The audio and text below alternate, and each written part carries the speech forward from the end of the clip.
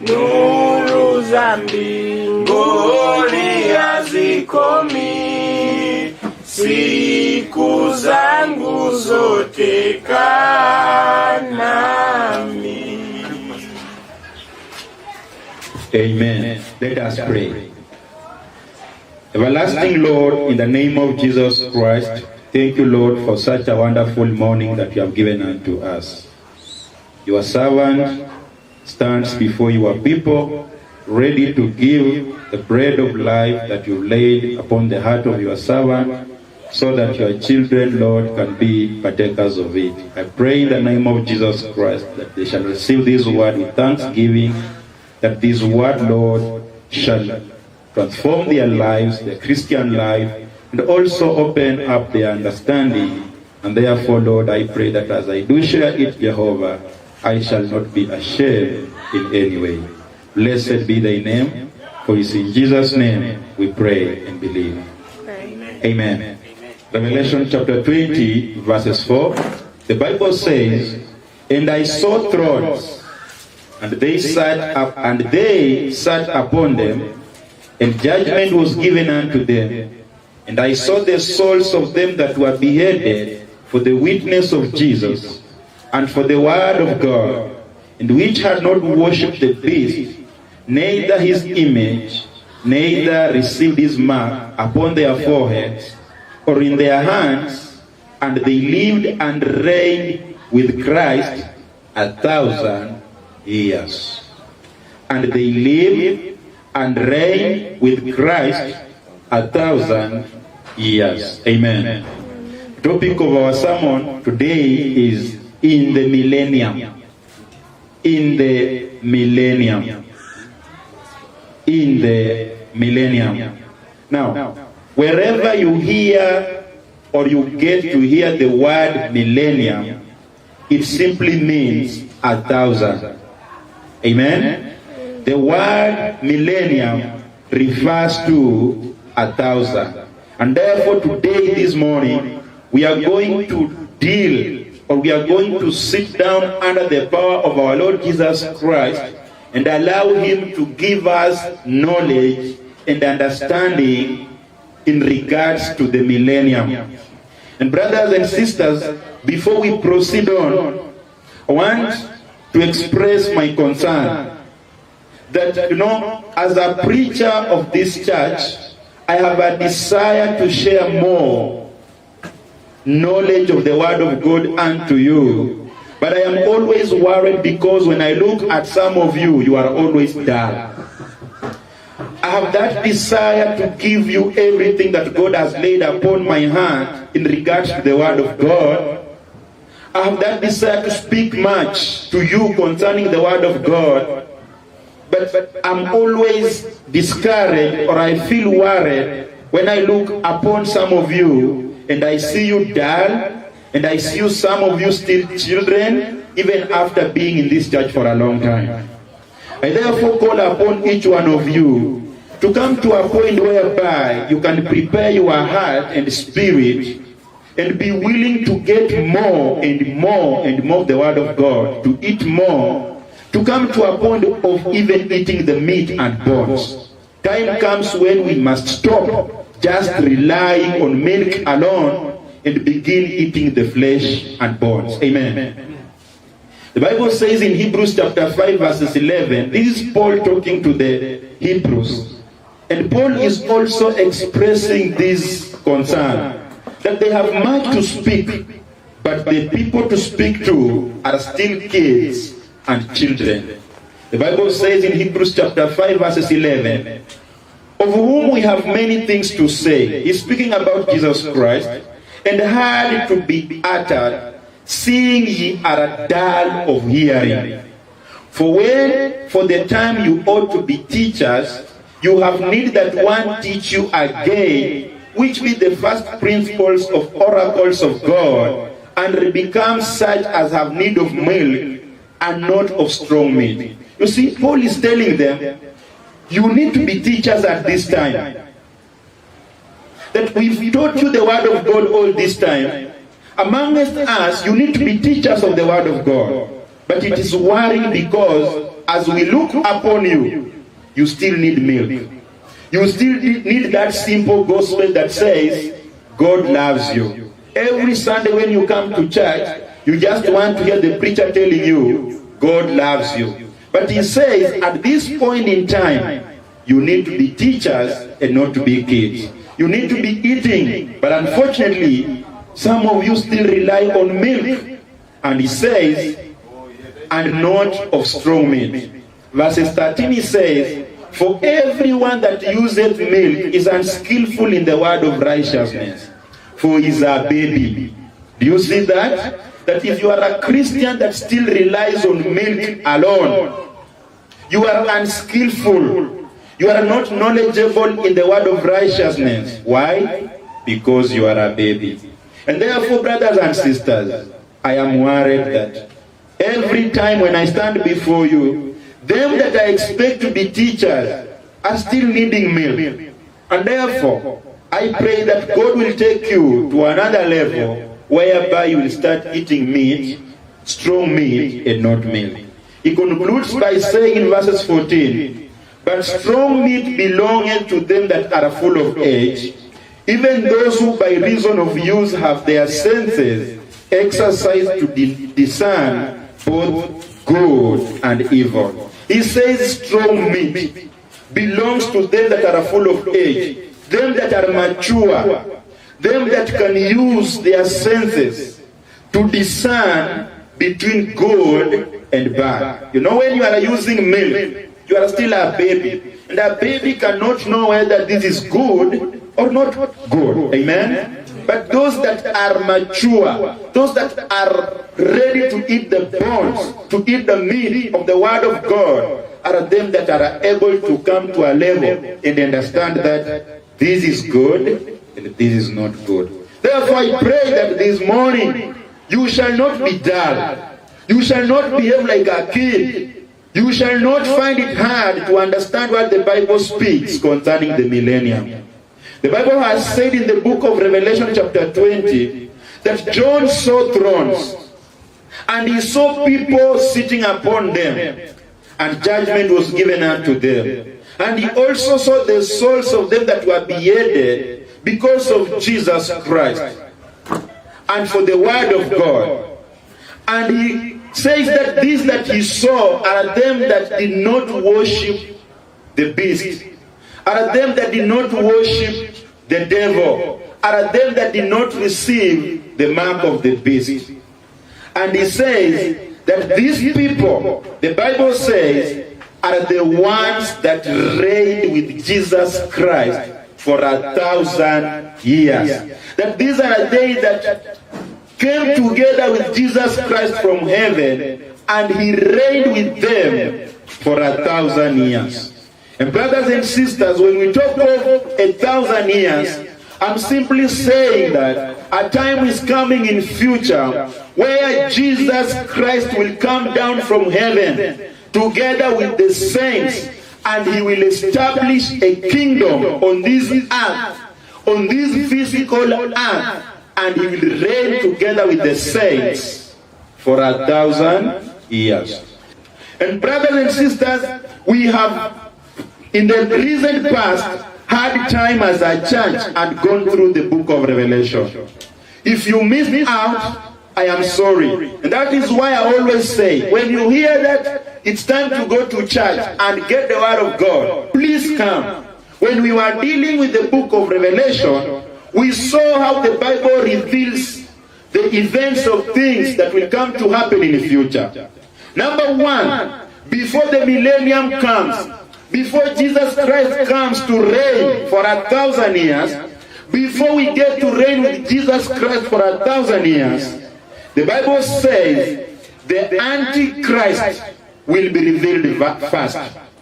Amen? And when we talk of the Antichrist, the Bible says the Antichrist is the man of the sin who is against Jesus Christ.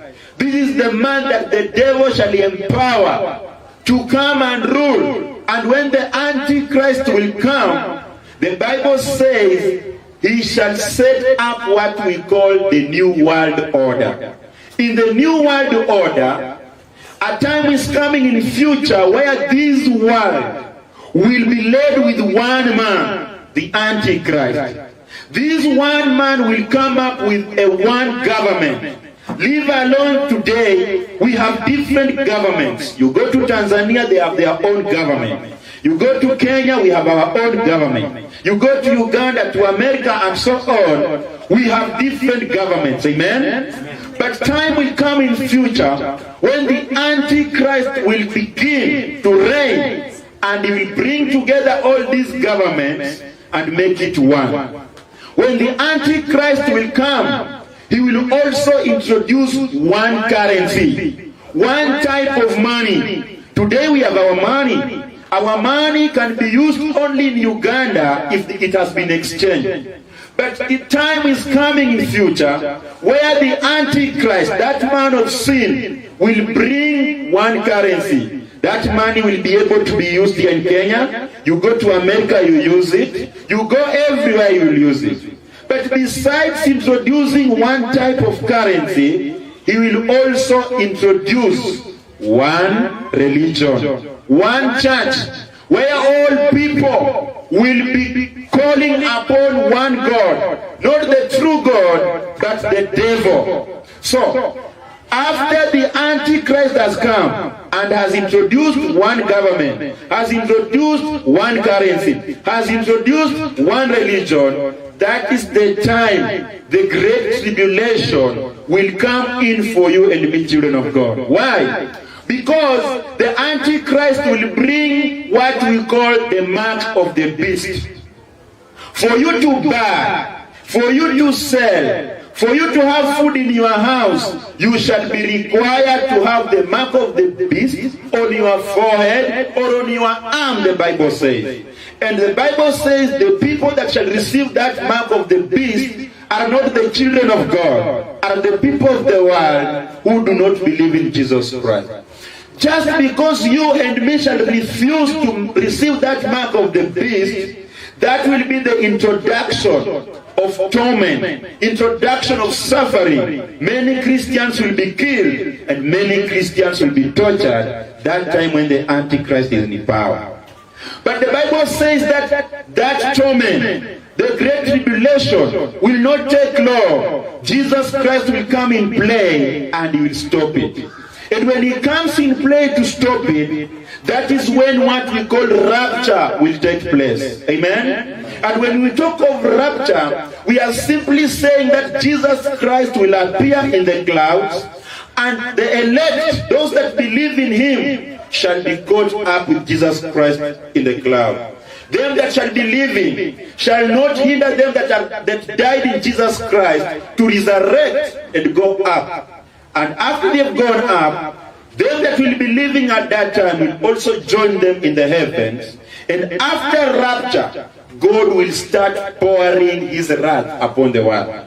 So number one, the Antichrist comes. After the Antichrist, rapture. Amen? After rapture, God begins pouring his wrath. When we talk of God's wrath, when we speak of God's wrath, it's God's anger. God's anger. He will begin pouring his anger upon the earth, upon them that have received the mark of the beast, upon the waters, upon the creatures in the sea. But I want you to understand one thing, that not everyone during that time of God's anger shall be killed. Amen? God shall kill some, but other people will remain. Remember, at this point, we've gone in heaven. We've gone to be with our Lord Jesus Christ. God is pouring his wrath. Other people are remaining on the world. God will destroy other people, but not all of them. God will destroy the people that have received the mark of the beast, but also he will destroy the seas, the creatures in the seas, and other things, but not everything. Amen.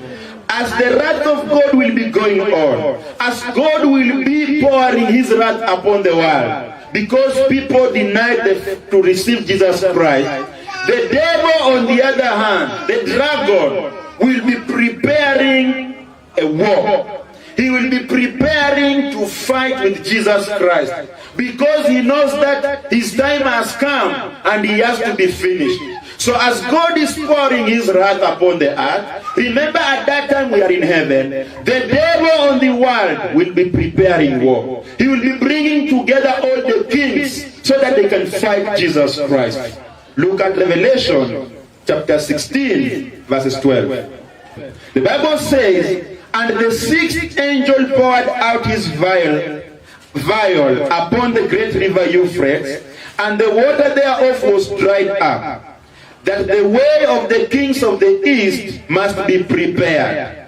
And I saw three unclean spirits like frogs come out of the mouth of the dragon, and out of the mouth of the beast, and out of the mouth of the false prophet. Now, if you look at verses 13, the Bible is talking about the dragon, the beast, and the mouth of the false prophet. Now, when the Bible speaks about the dragon, it is the devil. The beast is the Antichrist. And also you shall have the false prophet that shall be performing miracles. The Bible says he will be able to call fire from heaven. Amen? Verses 14. For they are the spirits of the devils, working miracles, which go forth unto the kings of the earth and of the whole world, to gather them to the battle of the great day of God Almighty.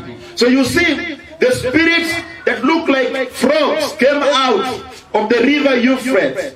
And the Bible says these are the spirits that go to these people, the dragon, the beast, the false prophet, and they go gather the kings of the world to do what? To fight on that day, the great day of our God Almighty. That day when Jesus Christ will be coming back from heaven. Amen? When he's coming back from heaven, the devil is busy preparing a battle. He knows that we will not be in heaven forever. Remember one thing, we will be in heaven, but we will not stay in heaven forever. The plan of God is that we come back and live on this world. You get to understand? We will go to heaven, yes. But after God's wrath, Jesus will come back with us on the earth. But as he prepares to come back on the earth, the devil is busy preparing a battle. Amen. Verse 16. And he gathered them together. Look at verse 16. The Bible says, and he gathered them together into a place called in the Hebrew tongue Armageddon. The devil gathered the kings together to do what? To be ready for war. Because when Jesus is coming, there shall be a battle. When Jesus is coming to set his kingdom on the earth for the millennium, there shall be a battle. And even when Jesus Christ will be coming, he will be coming ready to fight. To fight who? The devil and the kings. Remember, rapture has taken place. People are remaining. Even the kings, some of the kings are remaining. The devil has brought them together to fight who? Jesus. Amen. Psalms chapter 2 verses 1. Look at what David says. Because these things that we are speaking of, God showed his prophets in the earlier times, in the Old Testament. David also was shown this. Psalms chapter 2 verses 1. The Bible says, why do the heathen rage? When you see the word heathen, the Bible is talking about the people of the world. Why do the heathen rage? And the people imagine vain things. Verses 2. The kings of the earth set themselves, and the rulers take counsel together against the Lord and against his anointed, saying, let us break their bands asunder and cast away their cords from us. You see, David is saying, the kings of the world gather together. They come against the Lord. The rulers of the world gather together. They take counsel, they speak together, and they say, let us break their bands asunder and cast away their cords from us. Verses 4. He that sitteth in the heavens shall laugh. The Lord shall have them in derision. The Bible is saying, as they plan to fight Jesus Christ, God in heaven shall begin laughing at them, and he shall confuse them. Amen. Verses 5. Then shall he speak unto them in his wrath, and vex them in a sore displeasure. Yet have I set my king upon my holy hill of Zion. I will declare the decree. The Lord has said unto me, Thou art my son, this day have I begotten thee. So as they plan to fight, the Bible says God will vex them. God will confuse them. God will destroy them. And therefore God declares and says, He shall set a king upon his holy mountain. He shall set Jesus Christ upon the holy mountain. When Jesus Christ is coming, He is the king that God is going to set upon his holy mountain to become the king of this world. Amen. The Bible says, verses 8, Ask of me, and I shall give thee the heathen for thine inheritance, and the uttermost parts of the earth for thy possession. Thou shalt break them with a rod of iron. Speaking about Jesus Christ. He shall break them. Amen. Verses 10. Thou shalt break them with a rod of iron. That is verses 9. Thou shalt break them with a rod of iron. Thou shalt dash them in pieces like a potter's vessels. Jesus will dash them in pieces. Jesus will break them as they plan to fight him. When Jesus comes, he breaks them into pieces. Verses 10, David says, Be wise now therefore, O ye kings. Be instructed, you judges of the earth. David is telling them, instead of planning to fight the King Jesus Christ, be wise, be instructed, do not join the battle. But do what? Look at verses 11. Serve the Lord with fear. Be instructed, you judges of the earth. Amen. He is telling the kings of this world, instead of joining the battle that you shall lose and be destroyed, come and serve the Lord with fear. Verses 12. Kiss the Son, lest he be angry, and you perish from the way, when his wrath is kindled but a little. Blessed are they all that put their trust in him. He's telling them, kiss the Son while he's still, before he gets angry. Come closer to Jesus, because when he gets angry, he will destroy you. Amen. Amen. Amen. I hope everyone is following me, because I don't want you to be dull. I want you to get it. Because it's not good when a pastor keeps on teaching people that want to remain kids. But it's a blessing when a pastor is teaching people that want to grow. Amen. Brothers and sisters, as we said earlier, as Jesus Christ is coming from heaven, he is not coming like a child in the manger. You remember when Jesus Christ came in the first time, he came like a baby. Amen. He came like a savior. He was born in a manger. He came crying like a baby. But now when he comes, when he is coming from heaven to begin reigning on this earth, to set a kingdom on this earth, he will not come like a baby, but he will come like a warrior. He will come like a soldier. He will come ready to fight the devil. Look at Revelation chapter 19 verses 11. Revelation 19 verses 11. Revelation 19 verses 11. The Bible says, And I saw heaven open, and behold a white horse, and he that sat upon him was called Faithful and True, and in righteousness he does judge and make war. So when you see John saying he saw a man sitting on a white horse, in chapter 19, he is speaking about Jesus Christ.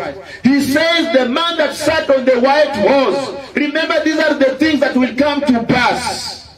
This man that was sitting on a white horse, whom he saw in a vision, this man is called Faithful and True.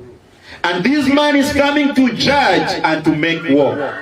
This man is Jesus Christ. Amen. Verses 12, he says, his eyes were as a flame of fire. Do you see the description of Jesus when he's coming? He's not coming like a polite guy. He's coming like a warrior to fight. His eyes, the Bible says, were like the flame of fire. And on his head were many crowns. And he had name written that no man knew but he himself. Verses 13, and he was clothed with a vesture dipped in blood, and his name is called the Word of God. If you read John 1:1, the Bible says in the beginning there was the Word, and the Word was with God, and the Word was God, describing Jesus Christ. So when Jesus Christ is coming, the Bible says his name is the Word of God, saying it is Jesus. Verses 14.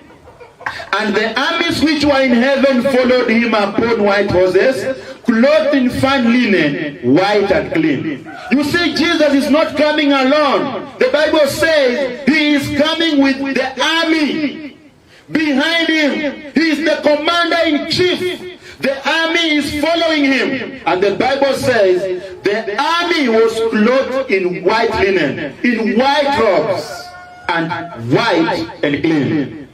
Verses 15, the Bible says, and out of his mouth goeth a sharp sword, that with it should smite the nations, and he shall rule them with a rod of iron, and he treadeth the winepress of the fierceness and wrath of the Almighty.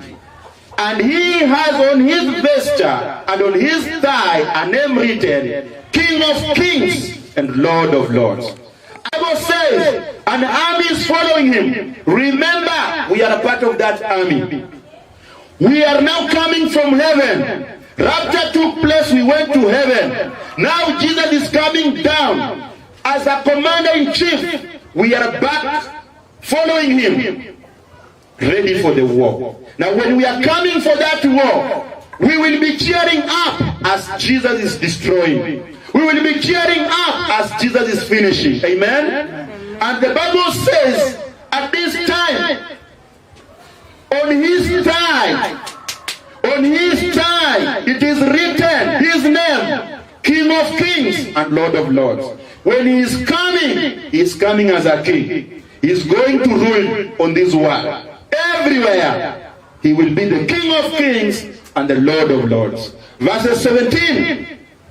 The Bible says, and I saw an angel standing in the sun, and he cried with a loud voice, saying to all the fowls that fly in the midst of heaven, come and gather yourselves together unto the supper of the great God. Look, as Jesus is coming, ready to fight, remember, the devil has prepared a battle. The devil also has taken people, kings, ready to meet Jesus so they fight. And John sees an angel in the sun crying loud, calling the fowls of the air, calling birds to come and partake of the supper of the great God, to come and eat meat. Which meat? The meat that will come out as a result of that battle. So the birds of the air will also be around. They will come ready to eat. Amen? Who are the enemies that will fight Jesus at that time?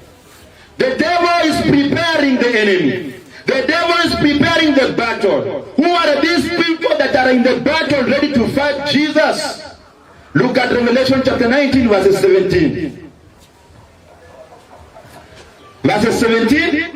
We continue reading. The Bible says, and I saw an angel standing in the sun, and he cried with a loud voice, saying to all the fowls that fly in the midst of heaven, come and gather yourselves together to the supper of the great God. Verses 18, that you may eat the flesh of kings. Did you see that? And the flesh of captains, and the flesh of mighty men, and the flesh of horses, and of them that sit on them, and the flesh of all men, both free and poor, both small and great. So in that battle, them that will be on the side of the devil, we shall have kings of this world, the presidents of this world at that time. We shall have the captains, those that are leading the armies of that government. We shall have the mighty men, warriors.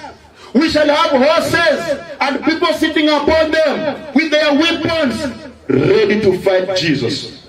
We shall have even people, big and small, free and bond, ready in that battle. I think that that time even the people that will be in that battle, some will be there with guns. Some will be there with the nuclear bombs, thinking that that one can terrorize Jesus. The angel has already called the birds of the air to be ready to eat the meat of these men. Amen? Amen. Look at verse 19. The Bible says, and I saw the beasts and the kings of the earth and their armies gathered together to make war against him that sat on the horse and against his army. Now you see the enemies of Jesus Christ ready to fight him. The kings, the captains, the mighty men, and people on the horse, both free and bold. Amen? Verses 20. And the beast was taken, and with him the false prophet that wrought miracles before him. Look, the battle has started. The war has started now. And in the beginning of the war, the Bible says the beast was taken. The Antichrist was taken. And with him the false prophet that did miracles before him, with which he deceived them that had received the mark of the beast, and them that worshipped his image. These both were cast alive into lake of fire, burning with brimstone.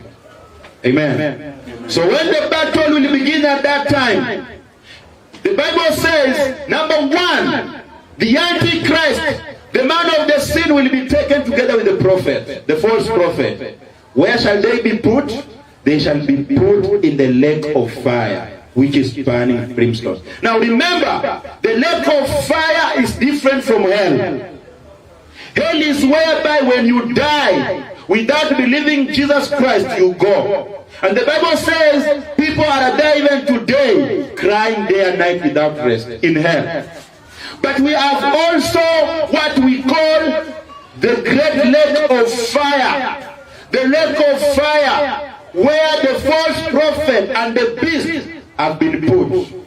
They have not been put in hell. They have been put where we have another fire. A lake of fire. Not a river of fire. Not a spot of fire. A lake of fire. And as we continue going on, as we go on, you will see that at the end of it all, them that are in hell shall be removed from hell and put in lake of fire to be destroyed.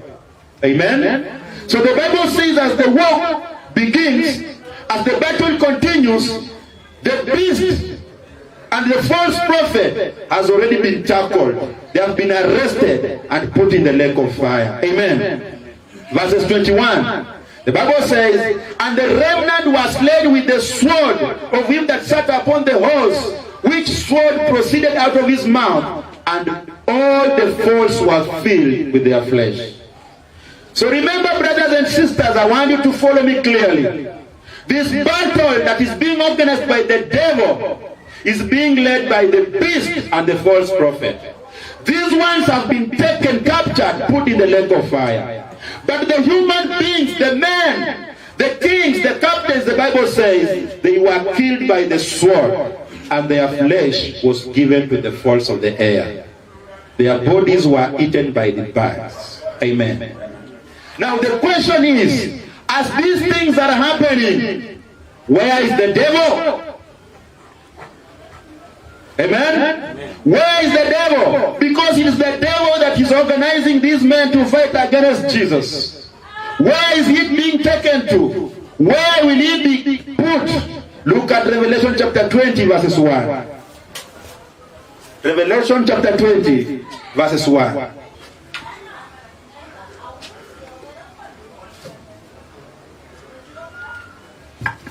Revelation chapter 20 verses 1.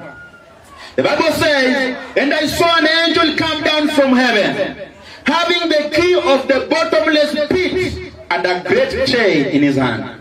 When you see the Bible talking of the bottomless pit, it's now speaking about the hell. Amen? Remember, the false prophet and the Antichrist have been put in the lake of fire. But now John sees the angel coming from hell is coming with a key. Amen? And he's coming with a great chain. Verses 2. And he laid hold on the dragon. So the devil, the angel is coming from hell. He's the one guarding hell. He comes out of hell with chains, great chains. And when he comes out, he holds the dragon. He catches the dragon. He arrests the dragon. And the Bible continues to explain who the dragon is. The Bible continues to say, that old serpent which is the devil and Satan, and bound him 1,000 years. Brothers and sisters, do not forget, Jesus is now on the mission of establishing a kingdom. But before he establishes a kingdom, he must deal first with the enemies. Amen? When you want to become a ruler, you must deal first with the opposition. Amen? So Jesus is dealing with the opposition. He has already dealt with the beast.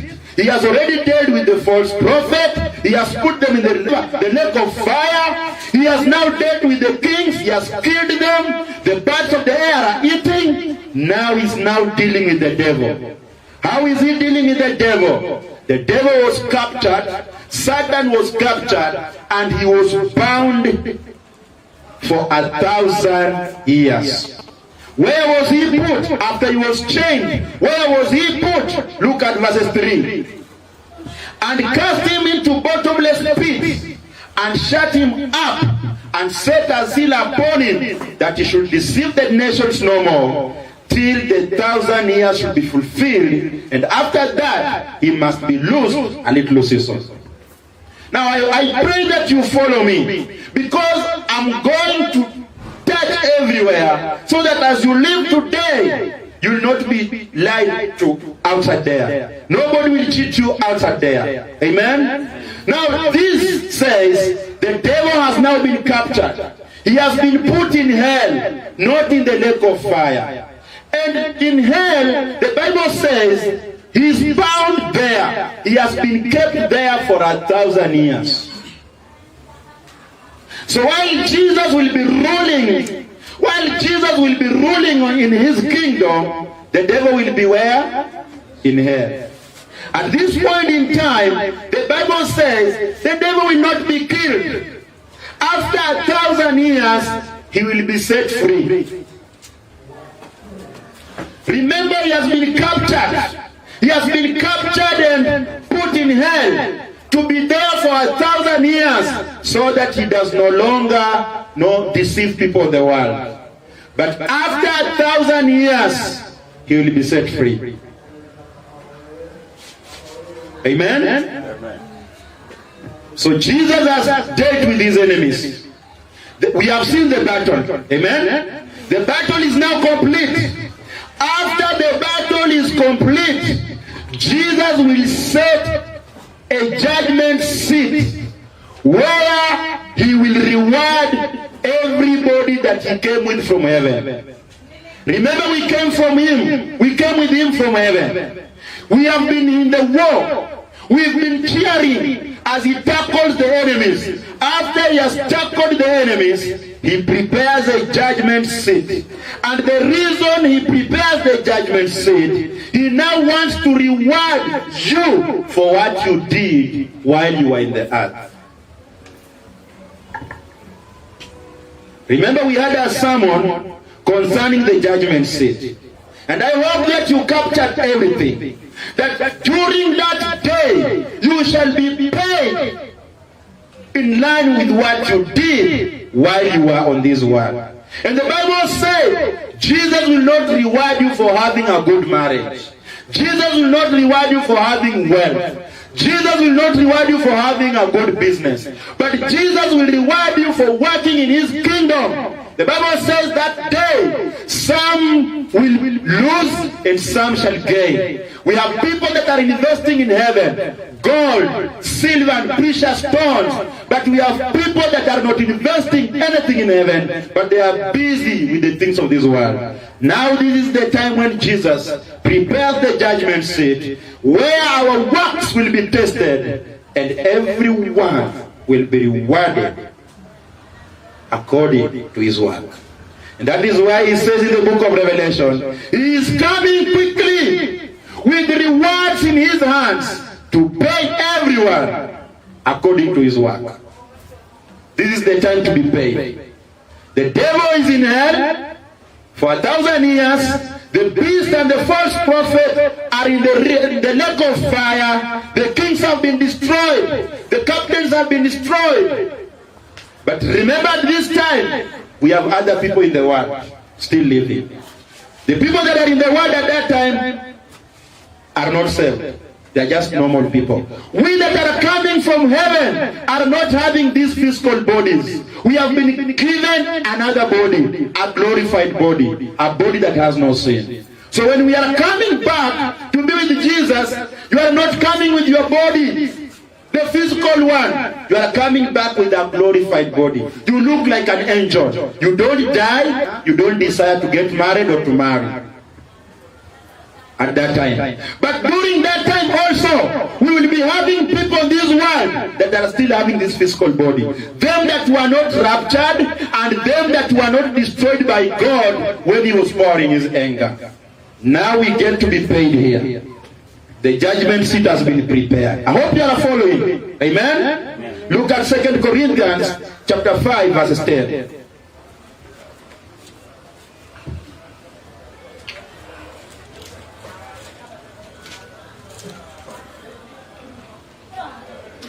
Second Corinthians chapter 5 verses 10. The Bible says, for we must all appear before the judgment seat of Christ, that everyone may receive the things done in his body according to that he has done, whether it be good or bad. Amen.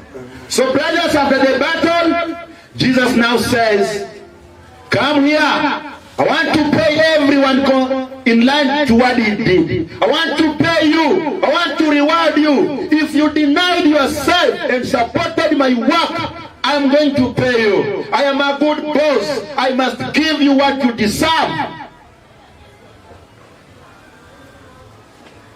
All of us, those that have come from heaven, before we settle. And why is he doing that? He is doing that so that if you are rewarded to be a governor somewhere, you go and you govern a city. Now these rewards are not sweets.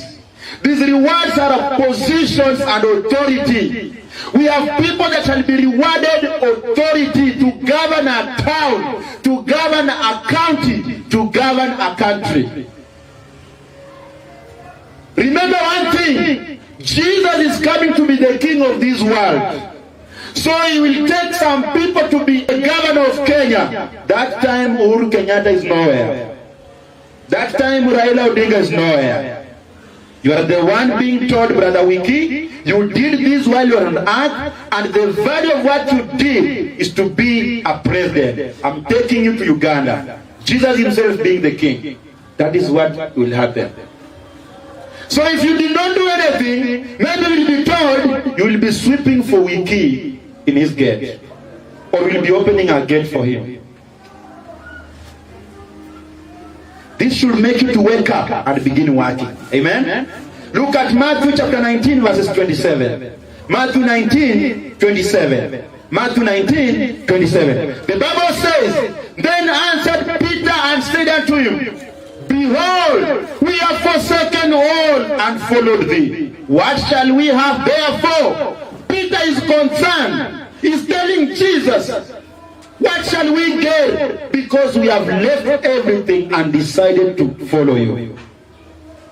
Verses 28. And Jesus said unto them, verily I say unto you, that ye which have followed me in the regeneration, when the Son of Man shall sit in the throne of his glory, ye also shall sit upon 12 thrones, judging the 12 tribes of Israel. You see, Jesus is telling his disciples, I will not leave you empty-handed. When I will be the king, I will also make you governors to rule and reign, to judge.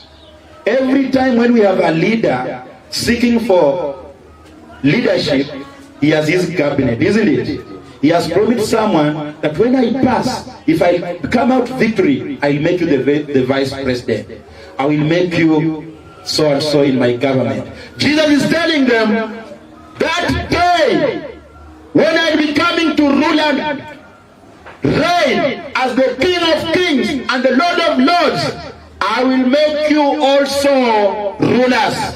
You will also reign, and you shall also judge. When you are a ruler or a leader, to rule means You are reigning people. And when you are reigning and ruling, you are also judging people. Amen. This tells you, brothers and sisters, some of us shall be made judges. We will be there to rule and reign and, decide on certain matters, give instructions, give guidance. Those days. Today we might appear nothing in this world because Jesus is not reigning now, and the governments of this world may not recognize us. But when Jesus Christ will be the king, some of us will be judges. Amen? What shall you be? Think about it. What shall you be? Because it will come as a result of a reward. 1 Corinthians chapter 6, verses 1. 1 Corinthians chapter 6, verses 1. The Bible says, "There are any of you having a matter against another, go to the law before the unjust and not before the saints. Do you not know that saints shall judge the world?" Have you seen that? Do you not know that the saints shall judge the world? And if the world shall be judged by you, are you unworthy to judge the small matters? Verses 3. Know you not that we shall judge angels? How much more things that pertain to this life? Paul is shaming these saints. These are the types of saints. When they have a problem in church, or when he collides with a neighbor, he takes the neighbor, a brother in Christ, to the court of the land. He's telling them, you are doing wrong. You should judge among yourself. You should not go to the law of the land. You should not go to the courts of the land to take your brother and sister in Christ there. Why? Because during that time, we shall judge angels. We shall be over the angels. Amen? We shall judge the world. We shall be the one to make decisions under the rule and guidance of the Holy Spirit of God. At that time, Jesus Christ being in play and full control. Amen. Look at Revelation chapter 2 verses 26. Revelation chapter 2 verses 26. The Bible says, "And he that overcometh," to overcome means he that believeth. If you overcome this world, it means you have believed Jesus Christ.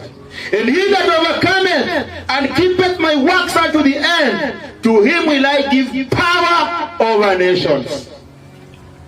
When that time will come, the millennial reign, when Jesus is reigning for 1,000 years, you shall be given power over nations. You shall be over these countries you see. You shall be a powerful person who never dies, who is having a glorified body. That is something good and encouraging, isn't it? Amen? Verses 27. "And he shall rule them with a rod of iron. As the vessels of a potter shall they be broken to shivers, even as I received of my Father." Jesus will give you power to rule, to be over nations. So brothers and sisters, when Jesus Christ is coming to establish that kingdom, it is not going to end. It shall continue forever. There is no time when it will be said, now 1,000 years are over, let Obama come back and start reigning. No. Now it is over, let Uhuru Kenyatta's son come and reign. No. When Jesus is coming to reign, and remember, he will put his kingdom, his headquarters in Jerusalem. When he comes to establish it, it will be a permanent kingdom. It will never be removed again. He will remain to be the king. He will remain to be the chief commander forever. Amen? Daniel chapter 7 verses 13 says, Daniel chapter 7 verses 13, the Bible says, "I saw in the night vision, and behold, one like the Son of Man came with the clouds of heaven, and came to the Ancient of Days, and they brought him near before him. And there was given him dominion and glory and a kingdom that all people, nations, and languages should serve him. His dominion is an everlasting dominion which shall not pass away, and his kingdom that which shall not be destroyed. You see, this is a prophecy, this is a vision that Daniel saw long time ago. Daniel is dead. Daniel, never saw Jesus Christ physically, but God showed him what will come to happen in future. That Jesus Christ will be given power by God the Father. He shall set his kingdom here, and every language, every nation, every kindred shall be under him, and his kingdom shall not be destroyed. How shall be the government of Jesus look like? Today we have different governments. If you go to Uganda, we have Museveni government, killing people, destroying and doing everything so that he retains power. If you come to Kenya, the Kenya government is full of corruption. People are thieves, killing, doing everything. If you go to America, it's a wicked government, promoting homosexuality, promoting wicked things. But the government of Jesus will be different. That shall be the government you desire to live in, to be led with. Not this government. Brothers and sisters, in the government of Jesus, you shall find peace. Unlike the governments we have today.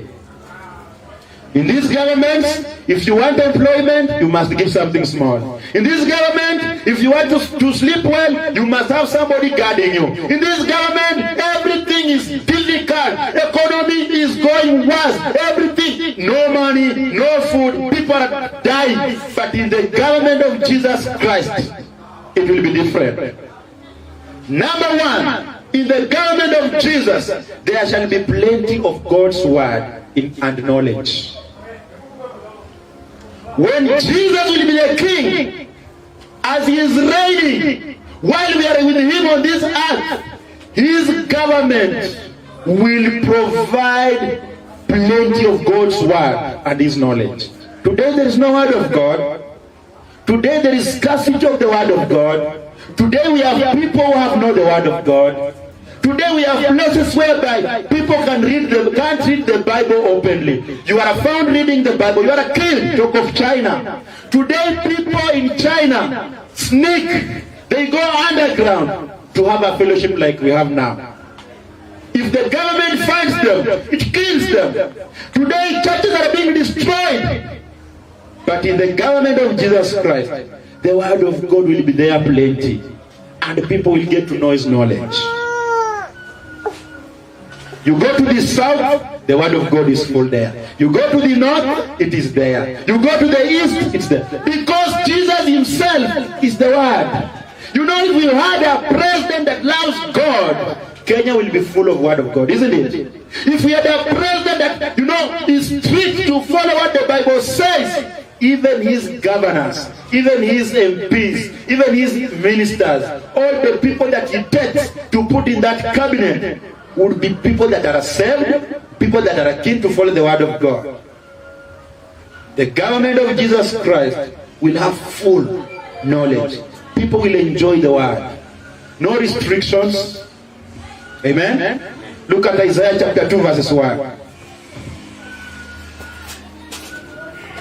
Isaiah chapter 2 verses 1. The Bible says, the word that Isaiah the son of Amos saw concerning Judah and Jerusalem. And it shall come to pass in the last days that the mountain of the Lord's house shall be established in the top of the mountains, and shall be exalted above all hills, and all nations shall fall unto it. And many people shall go and say, come ye, and let us go up to the mountain of the Lord, to the house of God of Jacob, and he will teach us of his ways, and we will walk in his path. For out of Zion shall go forth the law and the word of the Lord of Jerusalem. Brothers and sisters, during that time, when Jesus is the king, the law of God will be Leviticus, Deuteronomy, Exodus. The Bible says, the Constitution will be the Bible. Not these constitutions that we have today. where even the wicked people are the one bringing it up. The constitution of that time will be the Bible. What does the Bible say? What does the law of God say? The Bible says you shall not kill, you shall not murder, you shall not covet. That is what will be there at that time. For us, it will be enjoyable. Why? Because we are here always reading that Bible. So it will not be hard for us that time, isn't it? Amen? Isaiah chapter 11 verses 9. Isaiah chapter 11 verses 9. The Bible says, they shall not hurt nor destroy in all my holy mountain, for the earth shall be full of knowledge of the Lord as the waters cover the sea. For the earth shall be full of the knowledge of the Lord as the waters cover the sea. The earth will be full of the knowledge of God everywhere, like the waters covering the sea. And now when the word of God is in power, when the constitution, the Bible is in power, when Jesus is in power, the Bible says, nobody shall hurt nor destroy the mountain of God. Amen. Number two, apart from having the plan, having God's word in plenty and his knowledge, number two, there shall be a worldwide observation of God's law. People will be observing the law of God worldwide. You know, today, maybe in Chuakali, we are busy observing what the Bible says. You go to Marava, people are just doing their own things. But during that time when Jesus Christ is reigning as the King of Kings, everywhere, people will be observing the law of God. People will be observing what the Bible says. People will be observing Leviticus. People will be observing Deuteronomy. People will be observing the law of God and strictly following it.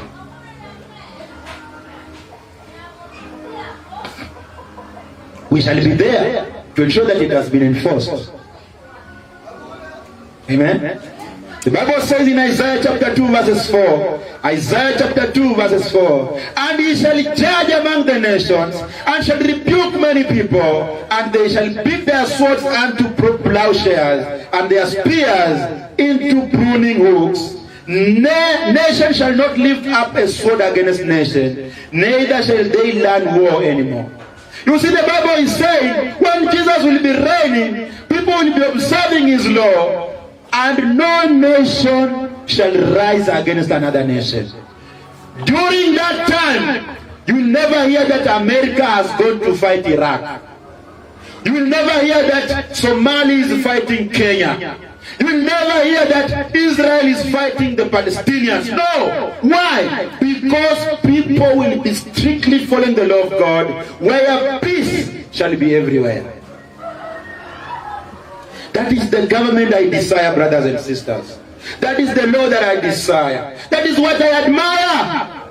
You know, one day I used to think, when I did not know that I'll become a pastor, I used to say, if one day I'll become the president of this nation, the Bible will play out.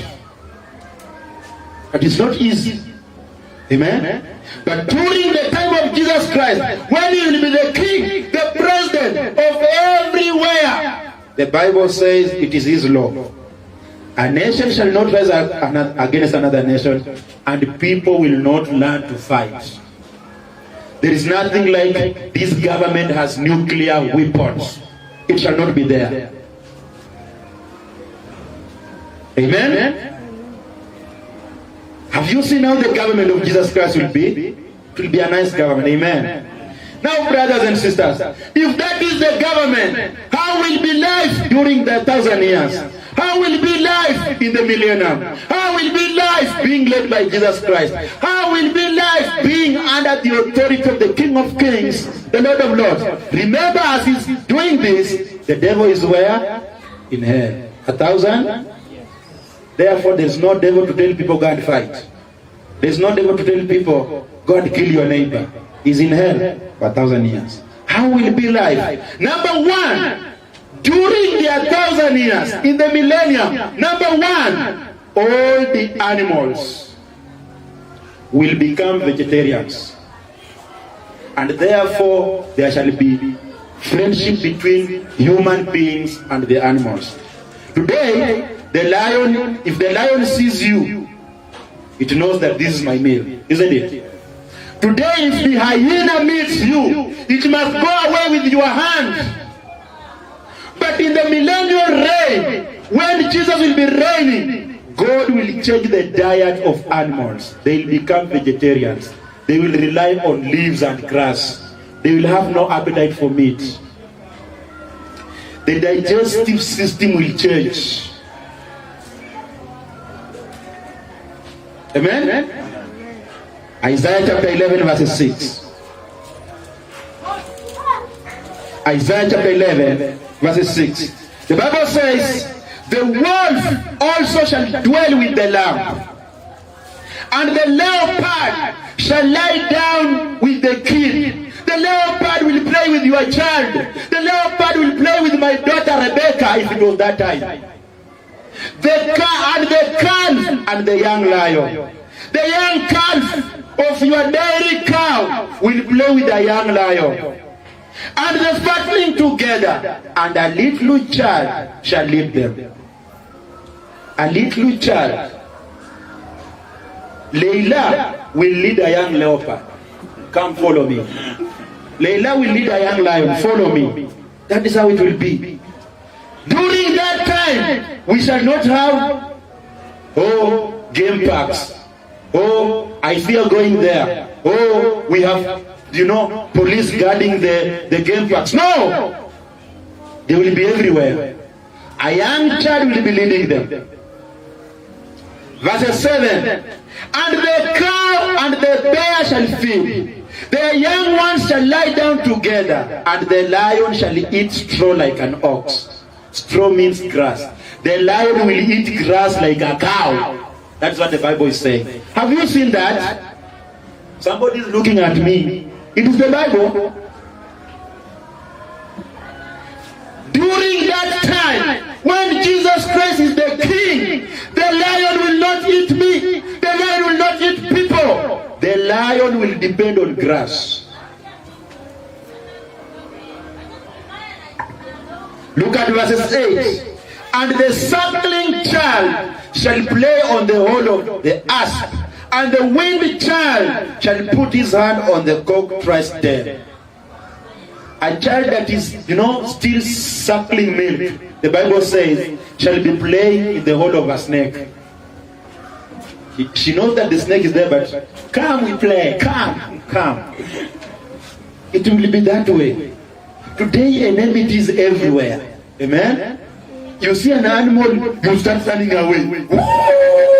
And the animal is saying, come. I want to use you as a male. Amen? Look at Isaiah chapter 65 verses 25. Isaiah 65, 25. The Bible says, the wolf and the lamb shall feed together, and the lion shall eat straw like the bannock, and dust shall be the serpent's meat. They shall not hurt nor destroy in all my holy mountain, says the Lord. What shall be the food of a snake? Dust. The lion, grass. And Jesus is saying, they shall not hurt anyone in my kingdom. Uhuru Kenyatta has no power to control lions. Uhuru Kenyatta has no power to decide and say, lions should start eating grass from today. But Jesus Christ has power. Amen? Amen. So, we see that in that kingdom of Jesus Christ, there shall be a change of diet in animals. But again, in that kingdom of Jesus Christ, human beings will begin to live long. Human beings will live long. Those that shall have remained. For we shall not die. But we have people that are still in the millennium. They shall live many years. Today, people are dying at 30, 40, 55, 80. But during that time of Jesus Christ, when he's the king, people will be dying after many years. Not you that came from heaven. Remember, you're having a glorified body. Death is not your part. But we will have people that will be ruling. Many people, not two people, many people. Some people will be born during that time. Some people will be, like young men and young ladies during that time. They shall go for long, many years. Initially, during the times of Adam, people like Abraham, Moses, it was so. But when people continue to become wicked, God shortened. Amen? Now when Jesus is ruling, they will start living long. Look at Genesis chapter 6 verses 1.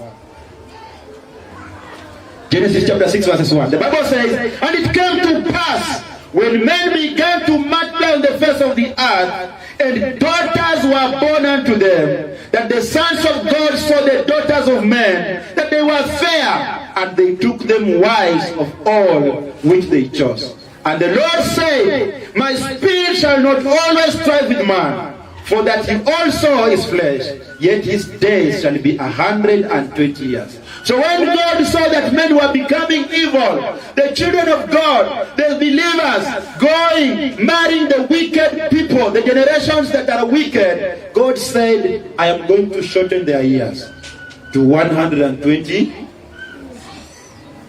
years. Amen? But now in Jesus' kingdom, God changes that. Look at Isaiah 65:20. Isaiah 65:20. Isaiah 65:20, that is changed. The Bible says, there shall be no more days an infant of days, nor an old man that has not filled his days. For the child shall die 100 years old. But the sinner being 100 years old shall be accursed. What is the Bible saying? The Bible is saying there is no child that shall die just having days. A young child, the one that shall be saved, he or she died prematurely. A young child will die when he or she is having 100 years. That is a child. That is when they will say, oh, my baby is dead. My baby is dead. When is how many years? 100 years.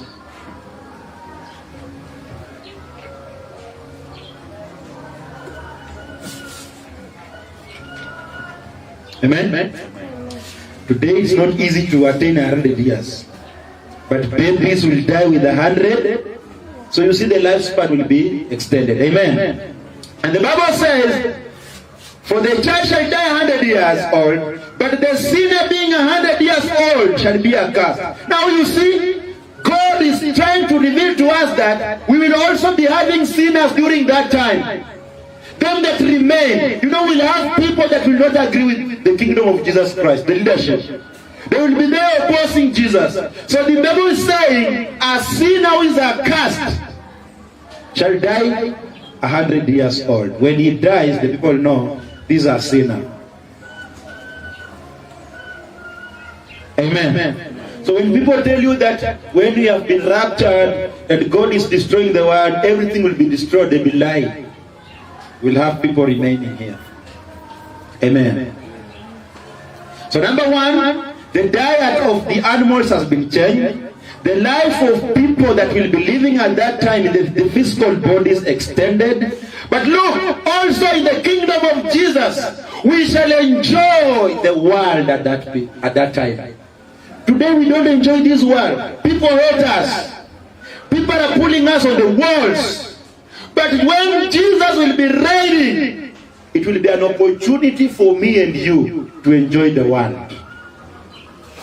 Because the Prince of Peace will be in power. Amen. There shall be no more pain. There shall be no more suffering. There shall be no more sorrows. Isaiah 65 verses 21. Look at Isaiah 65 verses 21. The Bible says, and they shall build houses and inhabit them, and they shall plant vineyards and eat the fruit of them. Verses 22. They shall not build and another inhabit. They shall not plant and another eat. For as the days of a tree are the days of my people, and my elect shall long enjoy the work of their hands. That time, brother, sister, you shall build a house and you live in it. Today you build a house, another one comes to live in it. You start a shop here, thieves come at night, they break it. You start anything good, they kill you because you will benefit. But during that time of Jesus as the king, the Bible says, you shall build your house and you shall live in it. Your days shall be like the years of a tree. And the Bible says, my elect, meaning you. This is Jesus saying, my elect, you that believe on him. At that time, the Bible says, you shall enjoy the work of your hands. Which work? The one that you did while you are still living now. I am busy going out for soul winning. I am busy supporting the work of God. I am busy blessing the children of God. In the millennium, in the 1,000 years, I will enjoy this, the result of what I did. Amen. Verses 23, the Bible says, they shall not labor in vain, nor bring forth for trouble, for they are the seed of the blessed of the Lord, and their offspring with them. Verses 24, and it shall come to pass that before they call, I will answer. And while they are yet speaking, I will hear. Before even you call on the Master Jesus, oh Jesus, he has already answered. Before you finish speaking, he has already responded. That will be a good life. Amen? It will be enjoyable. Brothers and sisters, this tells me I need to work more so that I enjoy. I need to invest gold, silver, so that I enjoy. Now, remember the Bible said it will be for 1,000 years. At the end of the 1,000 years, the Bible says, again there shall be a battle. There shall be a war. It started with a war. It started with fighting. Jesus fighting the enemy, killing the kings and the captains, taking the beast and the false prophet into the lake of fire, capturing the devil, putting him into the hell for 1,000 years. When it is ending, at the 1,000 year, the Bible says, again there shall be war. There shall be a battle again. Now this battle is not a battle that is coming so that the devil comes into power. No, this is a battle that shall bring everything to an end. Look at Revelation chapter 20, verses 7.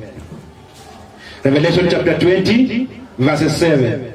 The Bible says, and when the 1,000 years are expired, Satan shall be loosed out of his prison.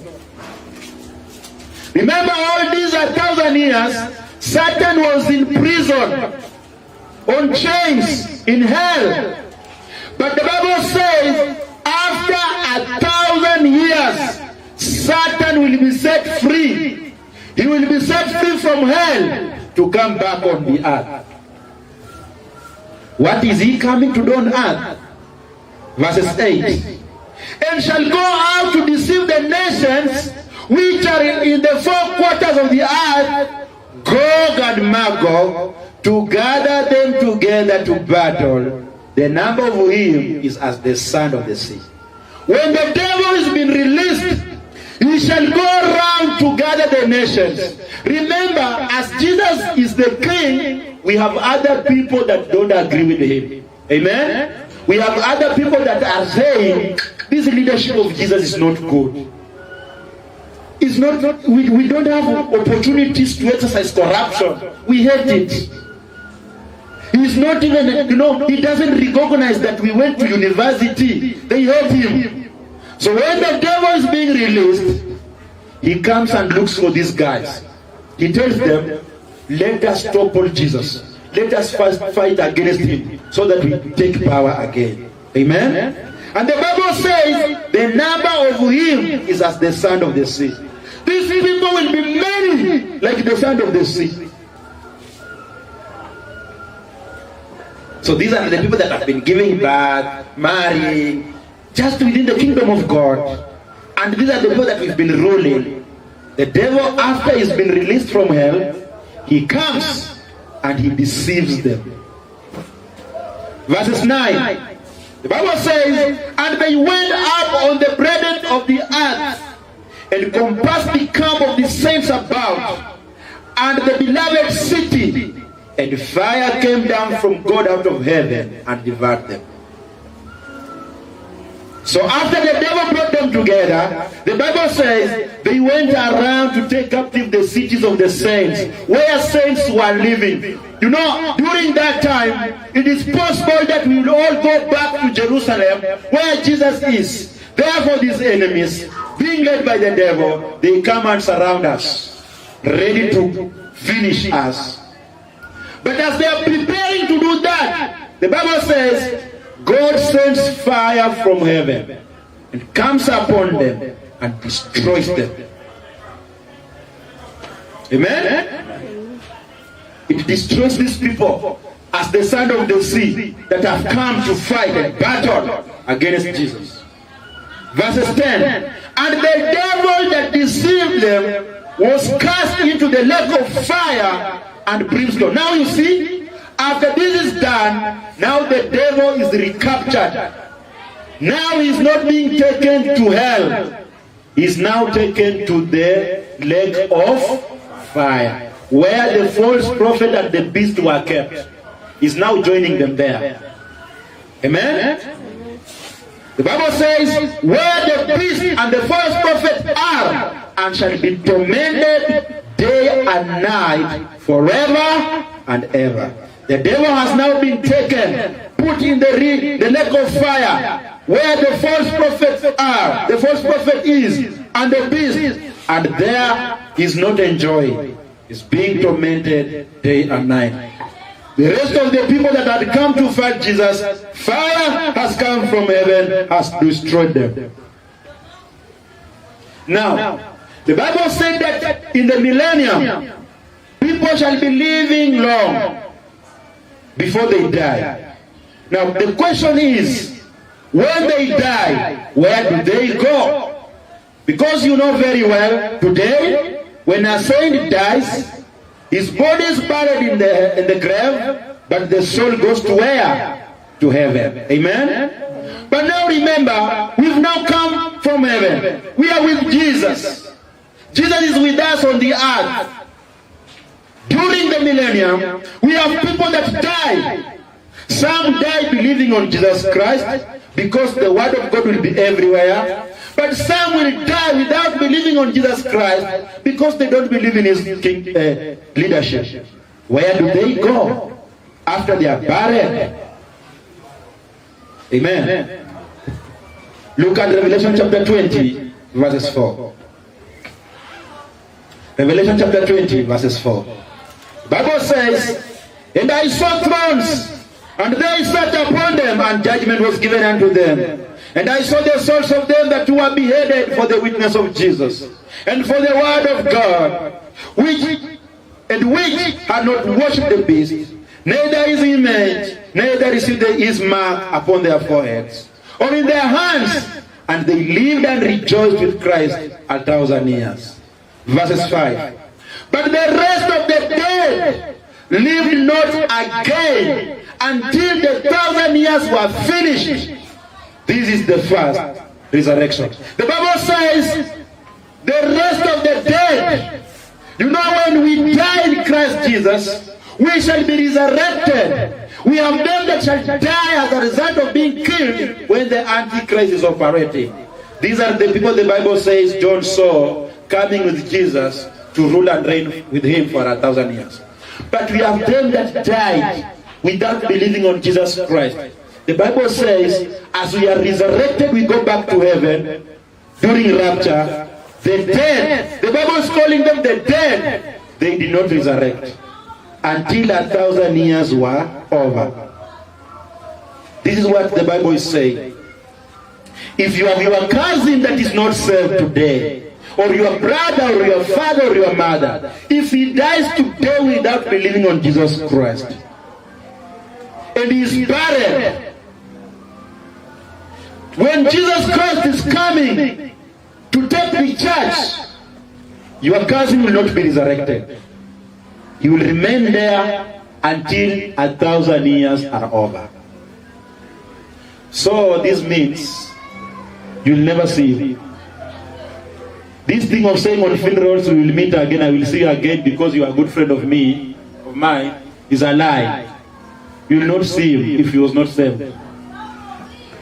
Because you will be busy reigning with Jesus for 1,000 years, and your cousin that was dead, without believing on Jesus Christ, is where? In hell.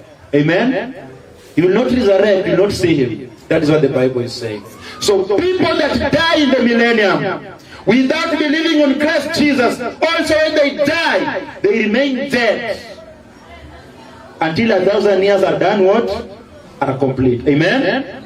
Amen. Verse 6. The Bible says, blessed and holy is he that has part in the first resurrection. On such the second death has no power. But they shall be priests of God and of Christ, and shall reign with him 1,000 years. So people that die in the millennium, if he or she dies believing on Jesus Christ, at the end of the millennium, this person shall resurrect up to live forever. But if he or she dies without believing on Jesus Christ, after the 1,000 years, this person comes up, not to live forever, but to stand before the judgment seat of God. The Bible says, the white throne, so that they are judged according to their works and cast into the lake of fire, where the devil is, the false prophet, and the beast. I want you to connect those things. Amen? Those that died before rapture and they did not believe Jesus Christ, during rapture they shall not resurrect. They shall remain down there until 1,000 years are over. After 1,000 years, they wake up, not to live. They wake up as dead. And when they rise up as dead, they find themselves standing before the white throne of Jesus Christ to be judged according to their works. What does this mean? These are the people who believe that if I help orphans, I go to heaven. So the books will be open. The Bible will be open. And Jesus will tell them, you don't help orphans to go to heaven. You have to believe on me so that you enter heaven. You did not do that, go to the lake of fire, being judged according to their work. Do you understand? Daniel chapter 12 verses 2. Daniel chapter 12 verses 2. The Bible says, and many of them that sleep in the dust of the earth shall awake, some to everlasting life, and some to shame and everlasting contempt. Those that are sleeping in the graves, in the dust of the earth, Daniel was shown, some shall resurrect to everlasting life, and some to everlasting contempt, to shame and to perish and to be destroyed. Amen. Them that resurrect unto everlasting shame, I'm saying, they shall join the others and stand before the white throne to be judged. Look at Revelation 20 verses 11. Revelation 20 verses 11. Revelation 20 verses 11. The Bible says, and I saw a great white throne, and him that sat on it, from whose face the earth and the heaven fled away, and there was found no place for them. So Jesus Christ is sitting on the white throne, and when the earth and the heaven saw him, his face, the Bible says the earth ran away, the heavens ran away. Amen? Verses 12. And I saw the dead, speaking about them that died without believing on Jesus Christ. Amen? Small and great, stand before God, and the books were open. And another book was open, which is the book of life. And the dead were judged out of those things which were written in the books according to their works. Verses 13. And the sea gave up the dead which were in it. You see, today we have people that are dead in the sea. Amen? Their bodies are in the sea there. At that time, the sea will give them to come and stand before God. At that time. The Bible continues to say, and death and hell delivered up the dead which were in them. People that are in hell, hell will deliver them before the throne, the white throne. The Bible says, and they were judged every man according to their works. Verses 14. And death and hell were cast into the lake of fire. Death and hell were cast into the lake of fire. That is the final stage. This is the second death. Verses 15. And whosoever was not found written in the book of life was cast into the lake of fire. Brother, whosoever was found not written in the book of life. There is a book of life in heaven. Every one of us begins from the book of life. The child that is born today, her name or his name is in the book of life. As he or she continues to live, as time goes by, the name is the book of life. But when he or she dies without believing on the name of Jesus Christ, that name is removed. When you die without believing on Jesus Christ, that name, the Bible says, is blotted out. So the Bible says, that time, the book of life will be opened, and the names that are not there will be cast into the lake of fire, where the devil is, where the false prophet is, where the beast is, where hell has been cast, where death has been cast.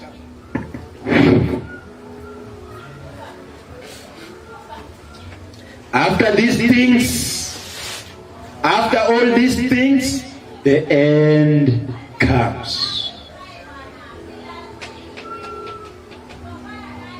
After the dead have been judged, cast into the lake of fire, the end comes. 1 Corinthians 15:24. The Bible says, 1 Corinthians 15:24, then cometh the end, when he shall have delivered up the kingdom to God, even the Father, when he shall have put down all rule and all authority and power. For he must reign till he has put all enemies under his feet. The last enemy that shall be destroyed is death. Verses 27. For he has put all things under his feet. But when he said all things are put under him, it is manifest that he is accepted, which did put all things under him. And when all things shall be subdued unto him, then shall the Son also himself be subject unto him that put all things under him, that God may be all in all. The Bible is saying, after all these things, after they have been done, after Jesus has destroyed the last enemy, death, he shall take the kingdom and give it to God the Father. And Jesus himself will be under the Father. Do you see the Trinity? Jesus will take the kingdom, give God the Father, and he'll be under God the Father. At that time, we shall be living in a new world. A world without sin. You see, sinners, the devil, and everything have been put in the lake of fire. They are being tormented there day and night. Amen? Brothers and sisters, this message has not come for you in vain. If you have ears, you've heard what the Holy Spirit of God has taught you today. If you have ears, you've heard what God has taught you today. Therefore, this means you've got to wake up and start working for God. Because out of your labor, you shall enjoy in the millennium. Amen? You want to be a governor? Work now. Jesus will not be looking at your degrees and diplomas. Jesus will not be looking at how you went to school. Jesus will be looking at how you worked for him. And that is where he says, you put your treasure in heaven. For where your treasure is, that is where your heart is also. That is what he says. 1 Corinthians 15:58.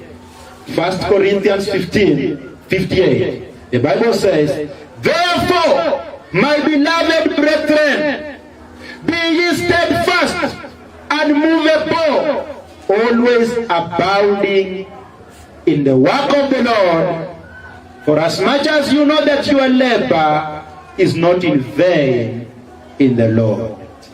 Amen. Be steadfast, be unmovable, work for God, do not give up. Why? Because you know that what you are doing is not in vain. You shall enjoy it in the millennium. You shall enjoy it as you reign with Christ Jesus. Amen. Shall we pray? Lord, I've shared your word faithfully as you laid it upon my heart. And this word, Lord, I have not given it in relation to my knowledge, but being guided by the Holy Spirit of God. And I know that your children have taken a portion of it, and they are going home to meditate upon it. And whoever has been sitting down, being lazy, weakling, not willing to wake up and invest in the kingdom of God, shall wake up now and start investing, knowing that it is not in vain. I pray for our brothers and sisters that are not saved, that Lord, they may be saved, so that they may not have an opportunity of standing before the white throne, being judged according to their works, and cast into the river, the lake of fire. I pray that, Lord, you shall give us the zeal to go out more and more, so that we have many that can believe in you, and therefore enjoy life in the millennium. Thank you for this prophecy. Thank you for this word. I thank you for your children. I know that it has been meat, strong meat, but Lord, you shall give them the ability to chew and chew. In Jesus' name we pray and believe.